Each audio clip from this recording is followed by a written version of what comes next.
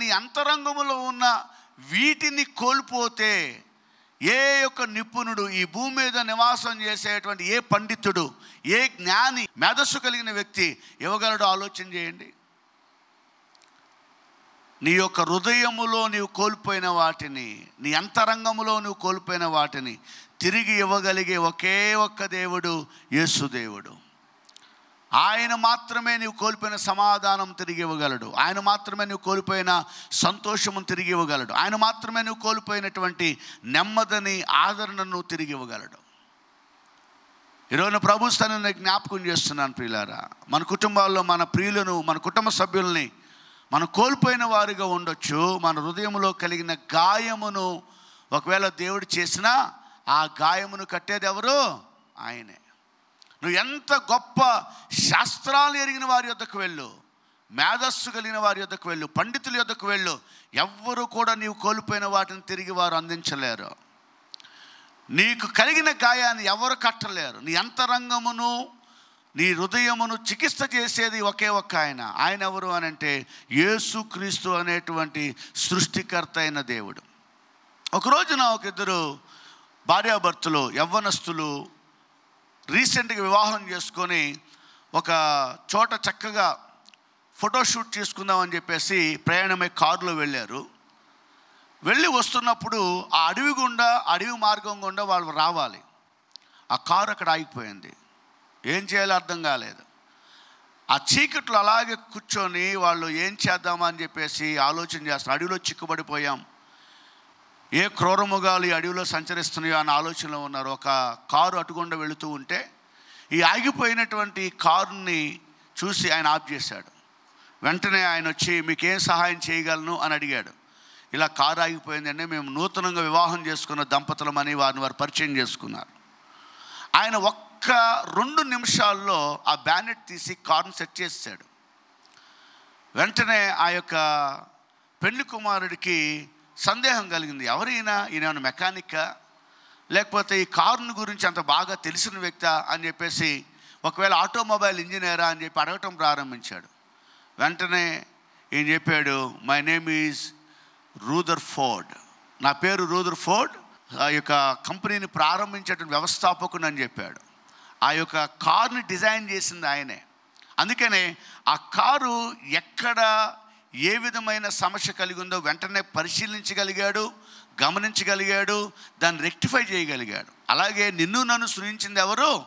సృష్టికర్త అయినటువంటి యేసుక్రీస్తు ప్రభు వారు. ఆయన తన పోలిక చొప్పున మనం సృజించాడు. మన జీవితంలో, మన హృదయంలో ఏం డిఫెక్ట్ ఉందో, ఏది రెక్టిఫై అవ్వాలో, ఏది సరిచేయబడాలో, ఎక్కడ చికిత్స కావాలో ఆయన ఎరిగినట్లుగా మరెవ్వరూ కూడా ఎరిగి ఉండలేదు. అందుకని మీ సమయాన్ని, మీ కాలాన్ని వృధా చేసుకోవద్దు. మనుషుల దగ్గరికి వెళ్ళి మీ గోడు చెప్పుకుంటే వాళ్ళు వింటారు ఈ రోజున, రెండో రోజున వాళ్ళు మిమ్మల్ని అపహాస్యం చేయొచ్చేమో. సైక్రాటిస్ట్ అని చెప్పేసి మానసిక వైద్య నిపుణుడైన వాళ్ళ దగ్గరికి వెళ్ళి చెప్తే ఇంత చాటభారతంతో వాళ్ళు ఒక మందులు చీటీ రాస్తారు, లేదంటే కొంచెం కౌన్సిలింగ్ అని చెప్పేసి గంటకి ఎంతసేపు అని చెప్పేసి మీ దగ్గర డబ్బులు వసూలు చేస్తారు.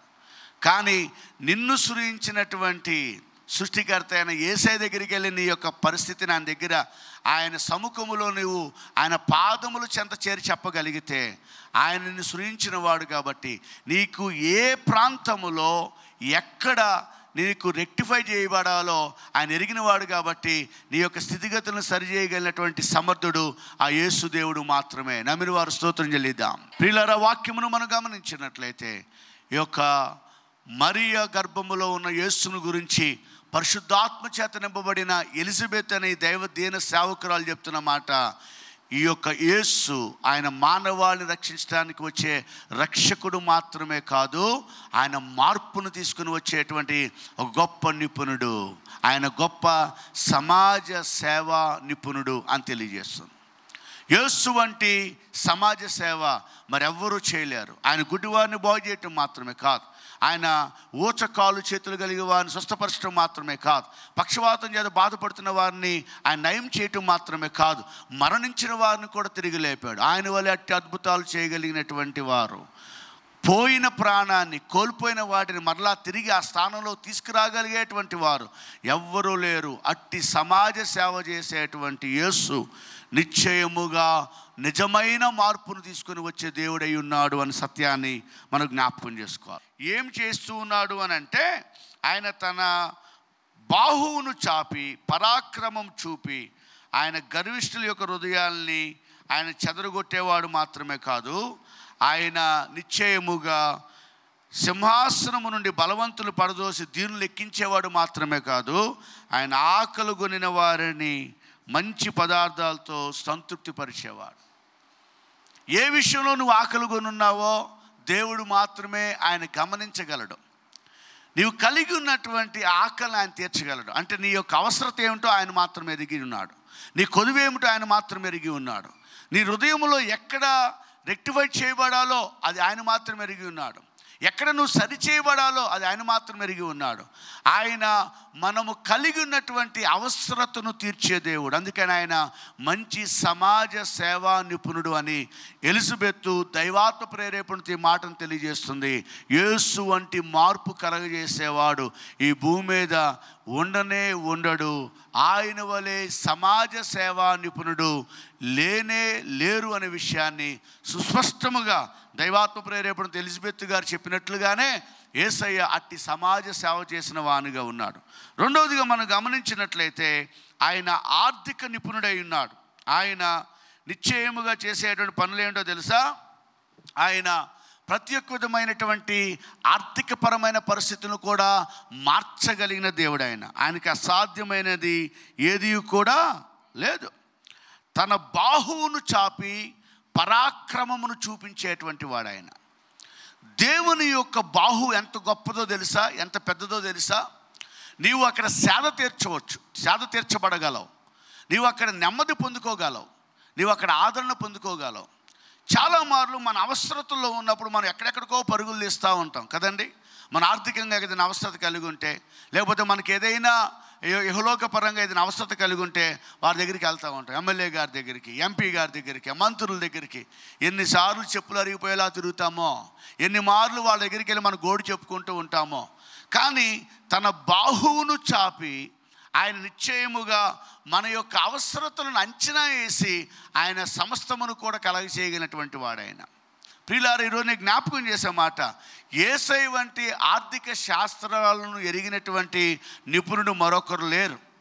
ఆయన నిశ్చయముగా నీ అవసరత ఎంత గొప్పదైనా, ఎంత సూక్ష్మమైనదైనా, ఎంత చిన్నదైనా, ఆ దేవుడు నీ అవసరతకు తగిన రీతిగానే ఆయన తన బాహువు చాపి అవసరతను తీర్చేటువంటి దేవుడై ఉన్నాడు. ఆయన వంటి ఆర్థిక నిపుణుడు మరొకరు లేరు. అంటే ఈజ్ ఎ గుడ్ క్యాలిక్యులేటర్. ఆర్థికపరమైన విషయాలు మాత్రమే కాదు, నీ అవసరతలను ఆయన క్యాలిక్యులేట్ చేయగలిగినటువంటి వాడు. ఈ రోజుకి నీవు ఎలా పోషించబడాలో ఎరిగిన వారెవరు? దేవుడు. నువ్వు ఎలా సంరక్షించబడాలో ఎరిగిన వారెవరు? దేవుడు. కొన్ని మార్లు నీ జీవితంలో ఒక దూత వచ్చి నీకు ఎప్పుడు సహాయం చేస్తూ ఉండొచ్చేమో, కానీ కొన్ని పర్యాయాలు అనేకమైన దూతలు వచ్చి నేనేం చేస్తాయి? ఎత్తిపడతాయి. ఈ మధ్య కాలంలో 2 దినాల క్రితం సుషి జిఎస్ కాల్స్ ప్రేయర్ టవర్ ఆర్ఆర్పేటలో మొన్న ఈ మధ్య బాపట్లో జరిగిన దినకరన్ గారి మీటింగ్లో 2 రోజులు సువార్త సభల్లో పాటలు పాడి ఆ యొక్క వర్షిప్ నడిపించింది. ఆ యొక్క సభల్లో పాల్గొన్నటువంటి ఇక్కడ ఇన్ఛార్జి క్రిస్మస్ ఆరాధనకు ఆహ్వానించారు. సుషి అమ్ములు కలిసి జయరాజు గారు పాస్టర్ గారు బండేసుకొని వెళ్ళారు. ఈలోగా మేము వేరే చోట ఆర్టీఓ ఆఫీసర్ క్రిస్మస్ చూసుకొని వచ్చి మేము కూడా ఇక్కడ సిద్ధపడి ఇందిరా కాలనీ క్రిస్మస్కి వెళ్ళాం. వెంటనే ప్రసంగం అయిపోయింది. మరలా ఇందిరా కాలనీ నుంచి బాప్టిస్ట్ పేట మరొక ప్రాంతానికి క్రిస్మస్కి వెళ్ళాలి. మేము వెళుతున్న మార్గంలో వెంటనే నాకు ఫోన్ వచ్చింది. పాస్టర్ గారు ఏడుస్తూ సుషికి యాక్సిడెంట్ అయిందండి అని చెప్పినప్పుడు ఎక్కడున్నారు అని అంటే గవర్నమెంట్ హాస్పిటల్. అప్పుడే రాజేష్ వైఫ్ సోనీ కూడా ఫోన్ చేసి అన్న ఇలా జరిగిందంటే పరుగున వెళ్ళాం. ఆ యొక్క రక్తాన్ని చూసి అప్పటి వరకు అన్కాన్షియస్లో ఉంది. ఆ యొక్క అంబులెన్స్ పిలిపించి జనాలు ఎక్కించి పంపించారంట. మరి ఘోరమైన ప్రమాదం. ఆ యొక్క తలకు కూడా 2 కుట్లు పడి, కానీ దేవుడు ఏం చేశాడో తెలుసా? నిజముగా ఆ యొక్క ప్రమాదానికి గురైనప్పుడు ఒక మాటను తలుచుకుంటే చాలా ఘోరమైన ప్రమాదమే. ఆ డాక్టర్ కూడా చెప్పారు, సార్ చాలా లక్కీ సార్, ఆ యొక్క స్కల్ దాకా చేరకుండా కొంచెం పైన ఒక లేయర్ మాత్రం కొంచెం ఇదైంది, కానీ దేవుని మీరు నమ్ముకున్న దేవుడు గొప్పవాడు, చాలా చక్కగా చేశారని నేను ఫోన్లో డాక్టర్ సికింద్ర మోహన్ గారితో మాట్లాడినప్పుడు ఆయన చెప్పిన మాట. ప్రియులారా, దేవుడు ఏం చేస్తాడు తెలుసా? నీ అవసరం తగ్గట్టు ఆయన ఎత్తి పట్టేటువంటి వానుగా ఉంటాడు. నిఖిల్ వెళ్ళిన తర్వాత ఎంక్వైరీ చేశాడు. అక్కడ చేస్తే ఆకతాయిలు ఈ యొక్క బండిని ఇలాగ తిప్పుకుంటూ వెళ్తామనంటే ఆ విధంగా వీళ్ళని కొట్టేసి వెళ్ళిపోయారు. ఆగను కూడా ఆగలేదు. అక్కడ ఎవరో చూశారు, జీవన్ గారు పాపలా ఉందని చెప్పి అన్నారంట. వెంటనే ఆ యొక్క కొంతమంది పోగుపడి అక్కడికి చేర్చారు. ప్రియులారా, నేను జ్ఞాపకం చేస్తున్న మాట, మన అవసరత ఎంతగా ఉందో అంతగా ఆయన తన సైన్యమును పంపి మనకు సహాయం చేసే దేవుడు అయినాడు. నమ్మిన వారు స్తోత్రం చెల్లిద్దాం. మన అవసరతను తీర్చి మనల్ని సంతృప్తిపరిచే దేవుడు, ఆయన వంటి వారు ఇహలోకములో లేనే లేరు. చాలా మార్లు మనం అనుకుంటూ ఉంటాం, ఈ అవసరత తీర్చబడాలంటే ఈ అవసరతను మనము నిశ్చయముగా తప్పించుకోవాలి అని అంటే ఫలానా వాళ్ళు మాత్రం సహాయం చేయగలరు అనుకుంటూ ఉంటాం. ముఖ్యమంత్రి గారైనా విఫలం అవ్వచ్చు, ప్రధానమంత్రి అయినా విఫలం అవ్వచ్చు, దేశ అధ్యక్షులైన విఫలం అవ్వచ్చు. నీవు కలిగిన అవసరత, నీ ఆత్మీయ, నీ ఆర్థిక, నీ శారీరక, నీ మానసిక, నీ సామాజిక అవసరతలను తీర్చేవారు ఎవరైనా ఉన్నారు అని అంటే అది యేసు దేవుడు మాత్రమే. ఆయన వలన మాత్రమే సాధ్యం. ప్రతి అవసరతను తీర్చగలిగిన శక్తిమంతుడైన దేవుడైన ఆయన నిశ్చయముగా అంచనా వేసేటట్లుగా ఎవరు అంచనా వేయలేరు. నీకు ఆర్థికంగా ఎంత కావాలో, ఈ యొక్క ఆత్మీయంగా ఎంత కావాలో, సామాజికంగా ఎంత కావాలో, నీ పరిస్థితిని చూసి ఆయన నిశ్చయముగా తన మహిమదైశ్వర్యం చొప్పున మన అవసరతను తీర్చే దేవుడు. ఆయన వంటి ఆర్థిక నిపుణుడు మరొకరు లేరు. ఎలిజబెత్ చెప్తుంది, నీ గర్భంలో వచ్చేటువంటి యేసు లోకరక్షకుడు మాత్రమే కాదు, సమాజ సేవా నిపుణుడిగా ఆయన ఉండబోతున్నాడు. ప్రతి అవసరతను, ఆర్థిక, మానసిక, సామాజిక, ఆత్మీయ అవసరతలను తీర్చే నిపుణుడిగా యేసు ఉండబోతున్నాడు అనే విషయాన్ని తెలియజేసింది. మరొకటి, ధర్మ కార్యాలను చేసే నిపుణుడు. ఏ కార్యాలండి? ధర్మ కార్యాలు. మనం ఏమనుకుంటూ ఉంటాం, ఎవరైనా కొంచెం అడుక్కోవడానికి వచ్చారనుకోండి, అక్కడ ఉండవయ్యా అని చెప్పేసి కొంతమంది చాలా చక్కగా దూరంగా పెట్టి వాళ్ళకి ఏం చేస్తారు? ధర్మం చేస్తారు. అంటుకుంటే ఏమైనా అయిపోద్దేమో అన్నట్లు కదా. కానీ నువ్వు ఇచ్చిన దాన్ని దేవుడు చూడడం, నువ్వేమిచ్చావో చూడడం. బిర్యానీ ఇచ్చావా, లేకపోతే బర్గర్ ఇచ్చావా, అడుక్కునడానికి వచ్చిన వాళ్ళకి అది చూడడం దేవుడు. నువ్వు ఎలాంటి మనసుతో ఇచ్చావా ఆయన చూస్తాడు. కొంతమంది ఏం చేస్తారు తెలుసా? మనిషిని ముట్టుకుంటే ఏమైపోద్దు, మలినం అయిపోతుందేమో అని అక్కడ నీ గిన్నె పెట్టు, ఆ గిన్నెలో వేస్తాం. చూసారా అలాంటి క్యాండిడేట్లని? నువ్వు గిన్నె పెట్టు, మా పాత్రలోంచి చేస్తావు, ఇలా పోస్తావు, మళ్ళీ ఈ పాత్ర కూడా ఆ పాత్రకు అంటుకోకూడదని. ప్రియులారా, యేసుక్రీస్తు దేవుడైతే ఎట్టి దేవుడో తెలుసా? ఆయన ధర్మ కార్యాలను చేసేటువంటి దేవుడు. ఆయనకు తెలిసిన ధర్మం మరి ఎవరికి తెలియదు. ఈ లోకంలో ఇద్దరు వ్యక్తులు ఎవరైనా గొడవ పడితే ఒక న్యాయాధిపతి దగ్గరికి వెళ్తే యేసుదేవుడు అలా కాదు, ఆయన ఇద్దరికీ సమంగా న్యాయం చేసే దేవుడు. ఆయన సత్యమేదో ఆ సత్యం ప్రకారం ఆయన న్యాయం చేస్తాడు. అలాగనే అన్యాయం చేసిన వారిని కూడా ఆయన బలపరిచి అలాగూ చేయకూడదని వారిని నిశ్చయముగా ప్రోత్సహించేవానిగా ఉంటాడు. ఈ లోకంలో ఏ జడ్జి గారి దగ్గరికి వెళ్ళినా న్యాయం చేసిన వాళ్ళకి న్యాయం జరుగుతుంది, అన్యాయంగా ప్రవర్తించిన వాళ్ళకి ఏమవుద్ది?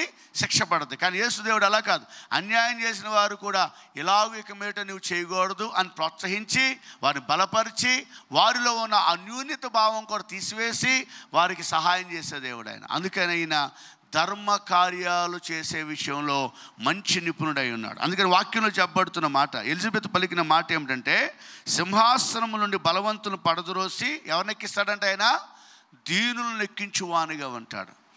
ఈ యొక్క రిఫార్మేషన్ చేసే దేవుడు ఆయన గొప్ప నిపుణుడై ఉన్నాడు. ప్రియులారా, ఈరోజు మనము కలిగి ఉన్నటువంటి యేసు దేవుడు ఆయన లోకరక్షకుడు మాత్రమే కాదు, మానవాళిని లోకము నుండి, పాపము నుండి, శాపము నుండి విడిపించి రక్షించడానికి వచ్చిన దేవుడు మాత్రమే కాదు, ఆయన నిశ్చయముగా మన జీవితాల్లో మనకు సమాజ సేవా నిపుణుడుగా ఆయన మనం కోల్పోయిన వాటిని తిరిగి ఇవ్వటానికి వచ్చినవాడు. రెండవది, ఆయన ఆర్థిక నిపుణుడు. మన అవసరతలను అంచనా వేసి మన అవసరతలను ఆయన మహిమదైశ్వర్యం చొప్పున తీర్చే దేవుడు ఆయన. మరియు ఆయన ధర్మ కార్యాలు చేశాను. ఇప్పుడు మన జీవితంలో ఎక్కడైతే అన్యాయం అయిపోయామో, ఎక్కడైతే అధర్మ పాలైపోయామో, ఎక్కడైతే మన జీవితంలో నిరాశ నిస్పృహకు గురైపోయి మనము చింతలో ఉండిన వారుగా ఉన్నామో, ఆయన ధర్మమును బేరీజు వేసి మన పక్షమున న్యాయం తీర్చే దేవుడు. ఆయన ధర్మ కార్యములు చేసే దేవుడు. ఎట్టి కార్యాలు చేస్తాడంటే, బలవంతులనంట సింహాసనం మీద నుండి కిందకి దించి ఎవరిని ఎక్కిస్తాడు? దీనులైన వారిని ఎక్కిస్తాడు. బేదలైన వారిని అని చెప్పలే ఇక్కడ ప్రభు. వాక్యాన్ని జాగ్రత్త చదవాలా. ఎలిజబెత్ పలికిన మాట పరిశుద్ధాత్మ ప్రేరేపణతో ఆయన గర్విష్ఠులను కూడా కింద తీసేస్తాడు. అలాగనే ఆ యొక్క సింహాసనం మీద ఉన్న బలవంతులు కూడా కింద తీసుకొచ్చేస్తాడు. ఎవరిని ఎక్కిస్తాడంటే బేదలైన వారిని ఎక్కిస్తాడని చెప్పలా. ఆయన ఎవరిని ఎక్కిస్తాడు? దీనులైన వారిని ఎక్కిస్తాడు. People who are having meekness in their life. Meekness, దీనత్వం కలిగిన వారిని దేవుడు గుర్తిస్తాడు ఎప్పుడు. అందుకనే నేను భేదాన్ని, నేను ఏమీ లేని దాన్ని, పూరి గుడిసెలో ఉంటున్న దాన్ని అని నీకు నువ్వు జాలి పడితే దేవుడు ఏం చేయలేడు. దేవుడికి కావాల్సిందని తెలుసా? నీ హృదయంలో దీనత్వం. నేను పూరి గుడిసెలో ఉన్నా కూడా దేవుడు నన్ను ఏం చేస్తున్నాడు? అనుదినం పోషిస్తున్నాడు, అనుదినం సంరక్షిస్తున్నాడు, అనుదినం కాపాడుతున్నాడు అని దీనత్వం కలిగి ప్రభు ఇచ్చిన వాటితో సంతృప్తి చెందుతూ సంతోషిస్తూ ఉన్న వారిని దేవుడు ఎన్నడూ మర్చిపోయే దేవుడు కాదు. నమ్మిన వారందరూ బిగ్గరగా స్తోత్రం చెల్లిద్దాం. మన క్రిస్మస్ దినాన్ని వచ్చిన వాళ్ళందరూ స్తోత్రం చెప్పండి. క్రిస్మస్ దినాన్ని వచ్చిన వాళ్ళు ఒక సాక్ష్యం విన్నారు. జూపూడి ప్రభాకర్ రావు గారు, ఎక్స్ఎమ్మెల్సీ, అలాగనే ఇప్పుడు గవర్నమెంట్ అడ్వైజర్, ఆయన సోషల్ జస్టిస్ డిపార్ట్మెంట్కి. ఆయన చెప్పిన ఒక సాక్ష్యం మీరు వినే ఉంటారు. పూరి గుడిసెలో ఉన్నారు ఆ కుటుంబం. ఆ పూరి గుడిసెలో వర్షం వస్తే ఏమవుతుంది? కారిపోతూనే ఉంటుందంట. పాత్రలు పెట్టేవాళ్ళంట. అంతటి దీనమైన స్థితిలో వాళ్ళు ఉన్నారు. దేవుడు వారిని చూసినప్పుడు వారు పేదరికానికంటే దేన్ని చూశాడు? మొదట వారు దీనత్వాన్ని చూశాడు. దేవుడు ఏం చేశాడు తెలుసా? ఈ రోజున ఆయన ఉన్నతమైనటువంటి స్థానంలోకి దేవుడు తీసుకొచ్చాడు. ముఖ్యమంత్రులతో మాట్లాడే స్థానం, కలెక్టర్స్తో, ఐఏఎస్ వాళ్ళతో, ఈ యొక్క ఎస్పీలతో, ఉన్నతమైన అధికారులతో మాట్లాడే స్థానం. ఆయన ఫోన్ చేసి మాట్లాడితే వెంటనే ఎవరైనా స్పందించాల్సిందే. ఆయన మొన్న రాజమండ్రిలో ఫ్లైట్ ఎక్కించారు హైదరాబాద్కి. ఆ యొక్క ఆయన పర్సనల్ సెక్రటరీ, ఆ గన్మ్యాన్ తిరిగి వస్తూ ఉన్నారు. ఊరినే ఫోన్ చేశారు నాకు. నా ఫోన్ ఏమో జయరాజు గారి దగ్గర ఉంది. ఇలా మీ ఊరు దాటి వెళ్తున్నామని చెప్పడానికి చేసామండి, అయ్యగారు ఎక్కడున్నారని అంటే ఇలా హాస్పిటల్లో ఉన్నారని. వెంటనే వాళ్ళు కలపర దాకా వెళ్ళిపోయిన మళ్ళీ వెనక్కి వచ్చి హాస్పిటల్ దగ్గరికి వచ్చి వెంటనే అక్కడ పోలీస్ డిపార్ట్మెంట్ వాళ్ళతో మాట్లాడి, వెంటనే ఎస్పీతో మాట్లాడి చాలా హడావుడి చేసేసారు వాళ్ళు. ప్రియులారా, నేను ఎందుకు ఈ మాట చెప్తున్నానంటే, దేవుడు మన పేదరికాన్ని గుర్తిస్తాడు. అందుకని మనం బట్టలు ఉన్నా కూడా బట్టలు లేకోకుండా చిరిగిపోయిన బట్టలు వేసుకుందాం, చింపురు చుట్టేసి తిరుగుదాం, ఏమీ లేని దానిలో ఉందాం. కొంతమందికి అన్నీ ఉన్నా ఏమి లేనట్టు ఉంటామంటారు. ఎట్లాంటి డ్రామాలు ఎవరు చూడరు? యేసయ్య అసలు చూడడు. మీరు ఎంత షోప్ చేయండి, కొంతమందికి ఎంత ఉన్నా కూడా ఆ కట్టిన చీరే కడతా ఉంటారు. బీరో నిండా చీరలు ఉంటారంటే ఆ కట్టిన చీరే కడతారు. కొంతమందికి ఎంత ఉన్నా కూడా ఆ నైట్ వేసుకొని మొత్తం ఈ చివరి నుంచి ఊడిచేస్తూనే ఉంటారు. ఆ నైట్ వేసుకొనే ఆ యొక్క కూరగాయల దగ్గర బేరం ఆడేస్తారు. ఆ నైట్ వేసుకొనే ఆ పాలు పోయించుకొని ఆ నైట్ వేసుకొని అని పనులు చేస్తూ ఉంటారు. ఇక అదే నైట్ ఎప్పుడు కనపడినా అదే నైట్. డబ్బులు ఉండవా అంటే అన్నీ ఉంటాయి వాళ్ళకి, కానీ మనకి ఈ మాత్రం ఉంటే చాలులే. దేవుడు అంటాడు, నీ డ్రామాలన్నీ కూడా నాకు తెలుసు. కొంతమంది ఎంత ఉన్నా కూడా తీసుకొచ్చి చాలా జాగ్రత్త, ఏమీ లేనట్టే. ఈరోజు మాకు అసలు అన్నం వండుకోవడానికి బియ్యం కూడా లేదన్నట్టు 10 రూపాయల కాగితం దేవునికి వేస్తారు. నేను విమర్శించడానికి ఈ మాట చెప్పట్లేదు. నీ పేదరికపు డ్రామాలు దేవుడు పట్టించుకోడు. ఇది నిజంగా చెప్తున్న మాట. దేవునికి కావాల్సింది ఏంటో తెలుసా? దీనత్వం, మీక్నెస్ అంటారు ఇంగ్లీష్లో. నువ్వు ఎంత దీనత్వంగా ఉంటే, ఎంత తగ్గించుకొని ఉంటే. కొంతమంది తగ్గించుకొని ఉంటామని చెప్పేసి వాళ్ళు ఇక రోజు కొబ్బరి నూనె మీద కొబ్బరి నూనె రాసేస్తూ ఉంటారు. ముఖం 6 రోజులు లంకనాలు చేసిన ముఖంలా పెట్టుకొని వస్తూ ఉంటారు. ఎదురు చూసేవాళ్ళు నేను దీనంగా ఉన్నాను అనుకోవాలని. అట్లాంటి ఏమి దేవుడు చూడ్డు అసలు. నువ్వు పారాజూట్ డబ్బాలు ఎన్ని వాడేసినా కూడా దేవుడు పట్టించుకోడు. నువ్వు పాండ్స్ పౌడర్లు ఎన్ని రాసేసినా దేవుడు పట్టించుకోడు. చీర ఉన్నప్పుడు కూడా చీర ఒకటే ఉందన్నట్టు అదే చీరలో ఎన్ని ఆదివారాలు వచ్చిన దేవుడు పట్టించుకోడు. ఆయన చూసేది ఏంటంటే నీ హృదయాన్ని చూస్తాడు. ఆయన నీ హృదయంతరంగాన్ని చూస్తాడు. ఆయన నీ హృదయంతరంగాన్ని చూసినప్పుడు నువ్వు దీనత్వాన్ని కలిగి ఉంటే దేవుడు జ్ఞాపకం చేసుకుంటే ఏం జరుగుతుందో తెలుసా? చిటికలో ఆయన స్థితిని మార్చేస్తాడు. స్తోత్రం చెప్పండి. చిటికలో మార్చేస్తాడు ఆయన స్థితిని. In one snap of your finger he will transform your life. చిటికలో ఆయన స్థితిని మార్చేస్తాడు. ప్రియులారా, ఈ సమయంలోనే జ్ఞాపకం చేస్తున్నమాట, మన దేశ అధ్యక్షురాలు, ఆమె ఎంతో దీనాతి దీనమైన స్థితిలో ఉన్నటువంటి షెడ్యూల్ ట్రైబ్కి సంబంధించిన ఆమె, ఒరిస్సా రాష్ట్రానికి సంబంధించిన ఆమె, ఒక ఎంపీటీసీగా ఆమె పనిచేసింది. మరి ఎమ్మెల్యేగా చేసిందో లేదో నాకు తెలియదు. కానీ ఇప్పుడు ఆమె ఏమైంది, భారతదేశానికే ప్రథమ పౌరురాలుగా ఉంది ఆమె, రాష్ట్రపతిగా. ప్రియులారా, దేవుడు చూసేది నీ పేదరికాన్ని కాదు, దేవుడు చూసేది నీ బాహ్య జీవిత అవసరతలు కాదు. దేవుడు మొట్టమొదటి చూసేది నీ దీనత్వాన్ని చూస్తాడు. నువ్వు ఎంత దీనంగా ఉంటావో అంతగా నీ అవసరతలను ఆయన గమనించి ఆయన సహాయం చేస్తాడు. అందుకనే గర్విష్ఠులను ఏం చేస్తాడు, కిందకి తీసుకొచ్చేస్తాడు అంతే. ఈ బలవంతులు ఏం చేస్తాడు, సింహాసనం మీద నుండి ఆయన దింపేస్తాడు. ఆయన దీనులైన వారిని సింహాసనం ఎక్కిస్తాడు. స్తోత్రం చెబుదామా? ఈ దీనత్వాన్ని ఈ రోజు నుండి అలవర్చుకుందామా మన జీవితంలో? యేసుక్రీస్తు ప్రభు ఆయన నిశ్చయముగా మానవాళిని రక్షించడానికి వచ్చిన దేవుడు మాత్రమే కాదు, ఆయన సమాజ సేవా నిపుణుడిగా మానవాళి కోల్పోయిన వాటిని తిరిగి అనుగ్రహించడానికి ఈ లోకానికి వచ్చాడు. ఇదే క్రిస్మస్. యేసుక్రీస్తు ప్రభు వారు మానవాళిని పాపము నుండి రక్షించడానికి వచ్చిన దేవుడు మాత్రమే కాదు, వారి యొక్క ఆర్థికంగా వారు కలిగి ఉన్న అవసరతలు ఏదైనా అవసరతలన్నీ కూడా తెచ్చడానికి వచ్చిన ఆర్థిక నిపుణుడై ఉన్నటువంటి దేవుడు ఆయన. యేసుక్రీస్తు ప్రభు వారు మానవాళిని పాపం రక్షించడానికి వచ్చిన దేవుడు మాత్రమే కాదు, ఆయన ధర్మ కార్యాలు చేసి దీనులైనటువంటి వారి ఎడల ఆయన తన అద్భుతాలను ఆశ్చర్యకార్యం జరిగించడానికి వచ్చిన దేవుడై ఉన్నాడు. ఇది క్రిస్మస్. దీనులను ఆయన సింహాసనాసీనులుగా చేసే దేవుడు ఆయన. ఇదే కదా క్రిస్మస్.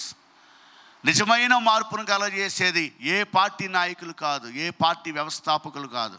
ఒక మనుషుని అంతరంగములో, మనుషుని బాహ్య జీవితంలో కూడా నిజమైన మార్పు తీసుకొని వచ్చేది ఎవరు అంటే యేసుక్రీస్తు అనే ఈ ఒక్క దేవుడు మాత్రమే. అందుకే ఆయన ఆరాధనకు యోగ్యునిగా ఉన్నాడు, అందుకే ఆయన పూజార్హుడైన దేవునిగా ఉన్నాడు, అందుకే ఆయన స్తోత్రార్హుడైన దేవునిగా ఉన్నాడు. ఆ యొక్క గొప్ప దేవుని కలిగి ఉన్న మనము ధన్యులము. ఒకవేళ ఆ దేవుని ఇంకా మీ జీవితానికి రక్షకునిగా ప్రభువుగా కలిగి ఉండకపోతే ఇదే అనుకూలమైన సమయం. అట్టి గొప్ప దేవుని కలిగి ఉండటం వలన నీ జీవితంలో నువ్వు పాపం నుండి రక్షించబడటం మాత్రమే కాదు, నీ యొక్క అవసరతలు తీర్చబడతాయి. అంత మాత్రమే కాదు, నిశ్చయముగా నీ యొక్క జీవితంలో నీకు కావలసిన ప్రతి ఒక్క విధమైనటువంటి ధర్మ కార్యములను ఆయన జరిగించేవానిగా ఉంటాడు. ఆయన ఎడల సేవ చేయవానిగా ఉంటాడు. ఆయన సమాజ సేవా నిపుణుడు, ఆయన అవసరతలు తీర్చే ఆర్థిక నిపుణుడు, ధర్మ కార్యాలు చేసేటువంటి ధార్మిక నిపుణుడు. ఈ కొద్ది మాటలు మన వెనుకలో ప్రభు దీవించి ఆశీర్వదించునుగాక. తలలు వంచుదాం, చిన్న ప్రార్థన చేసుకుందాం. జీవాధిపతి అయిన మా ప్రియ పరలోకపు తండ్రి, మీకు వందనాలు స్తోత్రాలు చెల్లిస్తున్నాం. విత్తబడిన వాక్యం మా అందరి హృదయాల్లో నీరు కట్టి ఫలింప చేయమని కోరుతూ ఉన్నాను. మీ దివ్యమైన సన్నిధి తోడుగా ఉంచండి, మీ కార్యాలను నూతనపరచండి. ప్రభువా, ఈ రోజున నీవు ఈ లోకానికి ఎందుకు వచ్చావో ఆ సత్యాన్ని జ్ఞాపకం చేసుకోవటానికి మీరు ఇచ్చిన అవకాశం కొరకు వందనాలు. మీరు స్పష్టముగా మా అందరితో మాట్లాడినందుకు వందనాలు. మానవాళిని పాపమును రక్షించడం కొరకు మాత్రమే కాదు, సమాజ సేవ చేయొచ్చు ప్రతి అవసరతలు తీర్చడానికి, అలాగే అవసరత ఉన్న వారి యొక్క ప్రతి ఒక్క విధమైనటువంటి అవసరతలను నీవు తీర్చి నీవు సమాజ సేవా నిపుణుడిగా, ధార్మిక కార్యాలు చేసే నిపుణుడిగా, ఆర్థిక అవసరాలు తీర్చే నిపుణుడిగా ఉండే దేవుడు అనే విషయాన్ని జ్ఞాపకం చేసినందుకు వందనాలు. ఈ వాక్యం అందరూ ఫలింప చేయండి.